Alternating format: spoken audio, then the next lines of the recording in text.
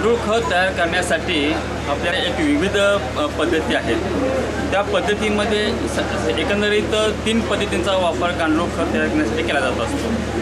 सर्वात प्रथम म्हणजे शेड बांधलं जात असतं आणि त्या शेड बांधल्यानंतर त्या शेडमध्ये ते बांधीव ह्या पद्धतीनं तयार केलं जात असतं। दुसरं एक खड्डा काढला जातो, त्या खड्ड्यामध्ये गांडूळ खत तयार केलं असतं। आणि तिसरा जो प्रकार जो आहे तो हा SDP बेडचा हा प्रकार जो आहे हा दिसतोय तो। आता ह्या SDP बेडची गरज माणसांना का भासू लागली? प्राथमिक स्वरूपात पाहायला गेलं तर जो आपण बांधून घेतो तर बांधकाम करण्यासाठी सरासरी 10 ते 15 हजारच्या आसपास खर्च येतो आणि त्या 10 ते 15 हजारच्या आसपास खर्च आल्यानंतर ते शेतकऱ्यांना खूप त्रासाचं वाटतं, त्यामुळे त्यांना ते बांधणं जरा कठीण जातं।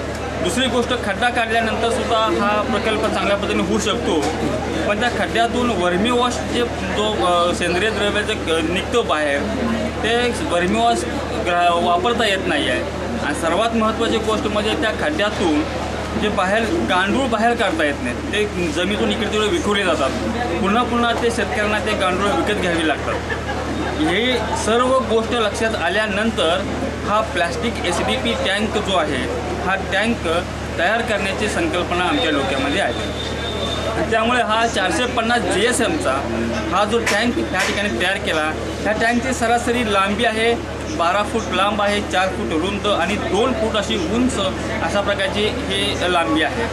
सरासरी ह्या बेडमध्ये 1 टनाच्या आसपास खत तयार या ठिकाणी होतं।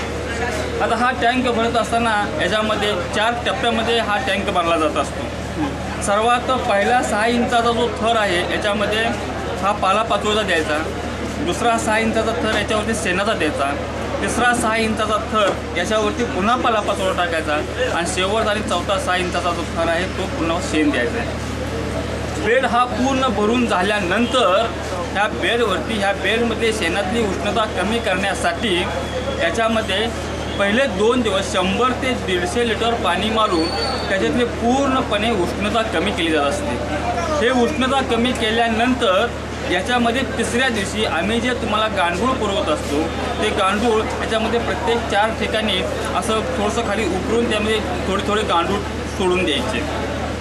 गांडूळ सोडल्यानंतर तिथून पुढे कंटिन्यू दररोज याच्यावरती 2-2 लिटर पाणी मारणं गरजेचं आहे, 2-2 बकेट पाणी मारणं गरजेचं आहे। सरासरी 30 ते 40 लिटर पाणी मारणं गरजेचं आहे। हे पाणी मारल्यानंतर गांडूळ सोडल्यापासूनच्या येणाऱ्या 10व्या दिवशी गांडुळांची वाढ अधिक होण्यासाठी त्याच्यामध्ये सरासरी 1 किलो गूळ, 1 किलो बेसन, 20 लिटर पाण्याचं द्रावण करून ह्या बेडवरती जर टाकलं गेलं तर चांगल्या पद्धतीनं याच्यामध्ये गांडुळांची वाढ ही चांगली होते। ज्यावेळेला 2 महिन्यानंतर चहापत्तीसारखं खत तयार झालेलं ज्यावेळेला या बेडवरती तुम्हाला निदर्शनास येईल त्यावेळेला ह्या बेडवरचं असणारं पूर्णपणे पाणी मारणं 1-2 आठवडे बंद करायचं। 2 आठवडे पाणी मारणं बंद झाल्यानंतर सिच्युएशन वरचं सर्व सुकून येईल आणि सुकल्यानंतर गांडूळ ओलावा असतो हे खाली निघून जातील। वरचं सुकलेलं सर्व खत आहे ते खत एका साईडला आपण भरून ठेवायचं आणि खालचा जो राहिलेला 4 बोटाचा थर आहे त्याच्यामध्ये गांडूळ असतात त्या हाताने खेचून एका कोपऱ्यामध्ये घ्यायचे। कोपऱ्यामध्ये घेतल्यानंतर दुसरा पुन्हा एकदा पालापाचोळा काढी कचरा सेट टाकायचा आणि तेच गांडूळ पुन्हा वापरायचे। त्या बेडला एका पुढच्या साईडला एक छोटंसं एक होल आहे, त्या होलच्या माध्यमातून समोर तुम्हाला ते वर्मी वॉश काढण्याची सोय त्या ठिकाणी उपलब्ध केली जात असते। हे वर्मी वॉश जे आहे त्या वर्मी वॉश सूक्ष्म अन्नद्रव्य म्हणून त्याचा उपयोग होतो। तो पिकांच्यावरती एक चांगलं टॉनिक म्हणून काम करतं आणि रोगप्रतिकारक शक्ती त्या पिकांची चांगल्या पद्धतीने वाढवली जात असते।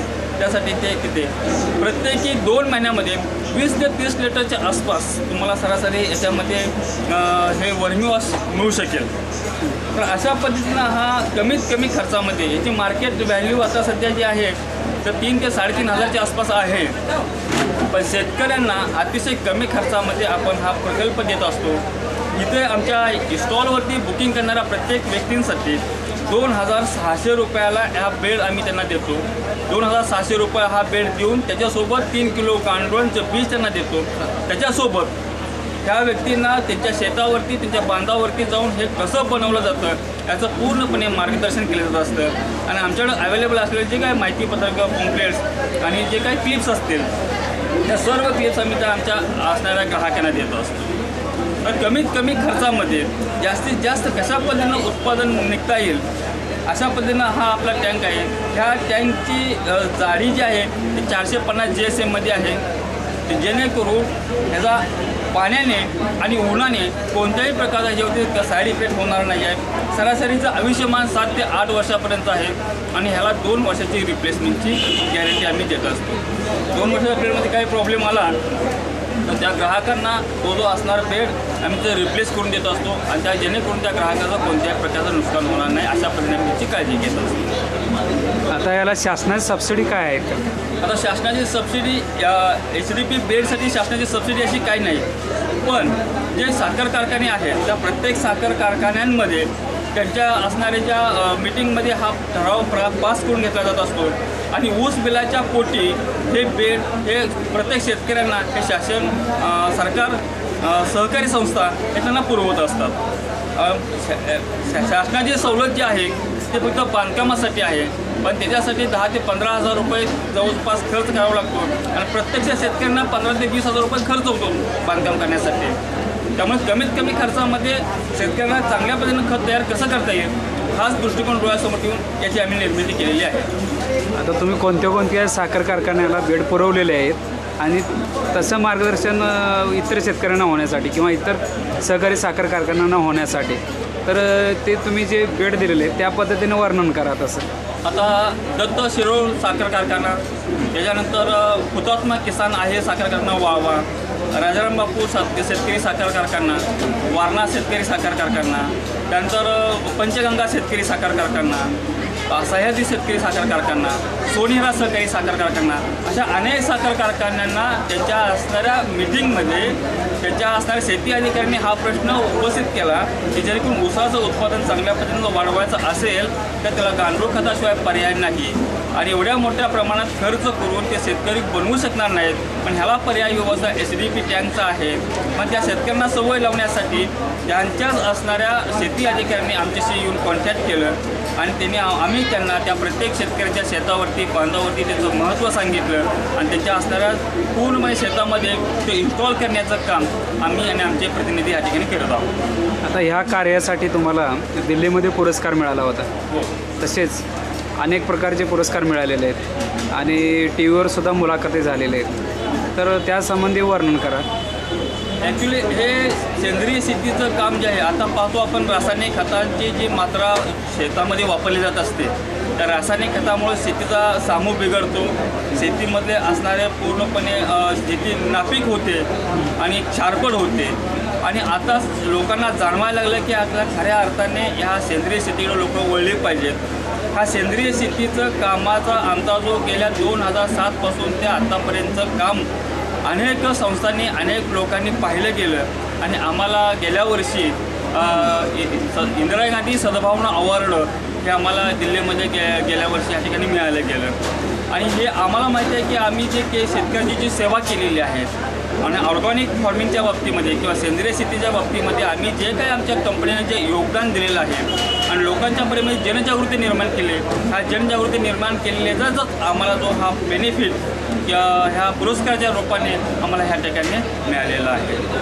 तर ह्या बेडसाठी तुम्ही कोणत्या गांडुळाची शिफारस करता आणि ते किती प्रमाणात देता लोकांना? ह्या बेडसाठी सरासरी आम्ही इसानिया फिटेडा या जातीची शिफारस आम्ही करतो आणि प्रत्येक युनिट पाठीमागं सरासरी आम्ही त्यांना 3 किलोच्या आसपास, ॲक्च्युली 2 किलो दिलं तर 2 किलोमध्ये ते काम होऊ शकतं, पण आम्ही 3 किलो गांडूळ या प्रत्येक शेतकऱ्यांना या ठिकाणी पुरवत असतो. तर आता हा गांडूळ खताचा बेड तयार झाला आणि गांडूळ पण तयार झाली, त्यानंतर गांडुळाचे शत्रू असे कोण आहेत का किंवा त्याच्यापासून कसं संरक्षण करायचं? आता गांडुळाचे शत्रू तसे भरपूर आहेत, पण ज्या वेळेला तुम्ही ह्या बेडमध्ये जे गांडूळ आहेत तोपर्यंत त्याच्यामध्ये सुरक्षित आहेत. एकदा ते बेडच्या बाहेर पडले की यांना म्हणजे कोंबड्या किंवा बाकीचे काय असणारे जे श्वापद जे आहेत ते त्यांचे शत्रू आहेत, पण जोपर्यंत ते बेडमध्ये आहेत तोपर्यंत ते सुरक्षित आहेत, त्यांना कोणत्याही प्रकारचा त्यांना त्रास या ठिकाणी होणार नाही आहे. धन्यवाद. गांडुळांचं जे बीज आहे ते अशा पद्धतीनं आपण एक ट्रान्सपरंट बॅग असते की जेणेकरून आत ऑक्सिजन जाता येईल अशा प्रकारचे सीड्स आम्ही सरासरी 3 किलोचे सीड्स आम्ही हा प्रत्येक शेतकऱ्यांना ह्या ठिकाणी पुरवत असतो.